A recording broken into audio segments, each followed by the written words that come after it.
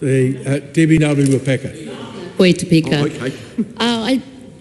I joined this debate listening to the two sides deflect. And I guess one of the things that we need to be really mindful in this is that there is a staff member involved.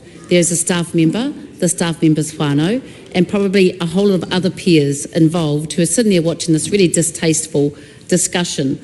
And I think if we were to talk about where is the end point and the starting point, we have a government that has promised to be more transparent and be better than the last.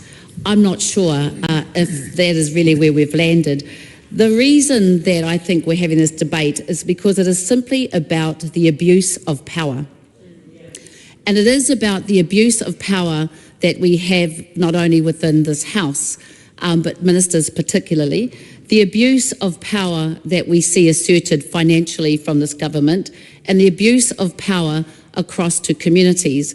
So when we have the risk of abuse within this place, and again, I've struggled with this animated discussion and hand on shoulder, because it does sound like assault, and I don't want to put words in those who have survived or those victims' mouths, but there has been a really colourful display of words used to deflect.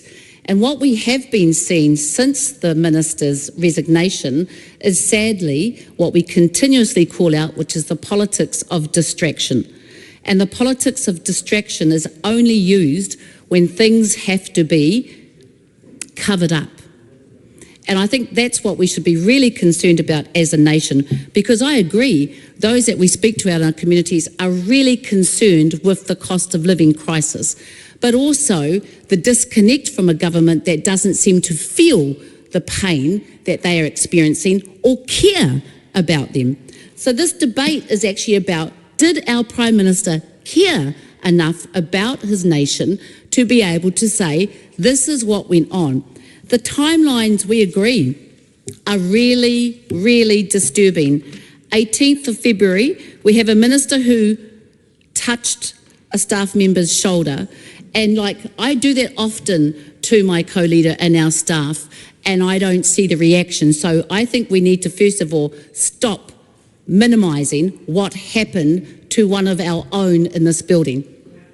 And to sit there and justify this by saying so-and-so did it in 2000, such and such did it, but he's now my friend, is actually poor form. It's poor form for those who have to survive working amongst us and in this environment. And then we saw 21st of February, there was a resignation behind closed doors. Then the 24th of February, we hear about it. That's disturbing.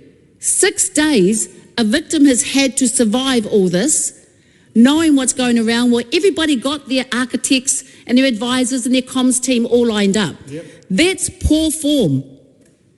And our staff and our community and those we serve, our voters, deserve better. That's what this debate is about.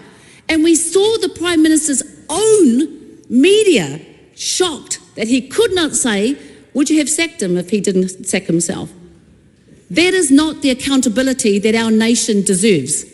They are experiencing unprecedented pain at the moment. Yep. They are experiencing unprecedented, huge, horrific loss of jobs, of cuts in services, health, ferries, you name it.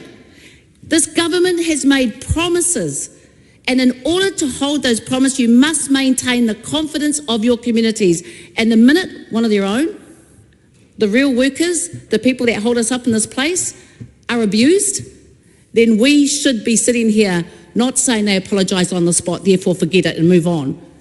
We should be saying, how else are we making sure that the government and their ministers, I've no doubt, having never been one, but one in waiting, that it is extremely difficult, but that does not give us the excuse to abuse and assert our power incorrectly. And there has been a lot of that pain.